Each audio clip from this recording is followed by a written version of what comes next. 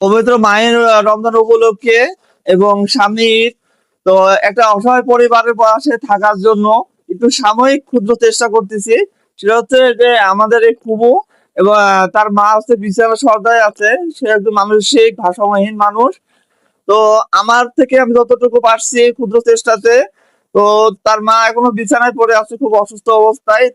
সামান্য এই যে ১ বস্তা চাউল ২৫ কেজির, আর এর সাথে আছে হচ্ছে যে সিমাই দিচ্ছি ১ প্যাকেট, তারপরে ১ লিটার সয়াবিন তেল, আর হচ্ছে ১ কেজি চিনি দিচ্ছি।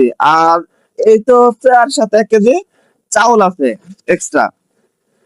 তো আমরা এভাবে মানুষের পাশে থাকার চেষ্টা করব, যা যতটুক আর্থিক সহযোগিতা আছে বা যার টাকা অসহায় মানুষের, এবং একটু সাহায্য সহযোগিতা করার চেষ্টা করব। আর একটু বাজার করার জন্য আমি ৫০০ টাকা আমি দিয়ে দিচ্ছি এখন, যাতে ওনারা মাছ বা একটু মাংস মাংস কিনে খেতে পারে। ৫০০ টাকা আমি দিয়ে দিলাম। আর আপনারা এভাবে একটু চেষ্টা করবেন, যা যতটুকু আছে, যার ১,০০০ আছে চেষ্টা করবেন যদি ৫০-১০০ দিতে পারেন অসহায় পরিবারের পাশে দাঁড়ানোর জন্য।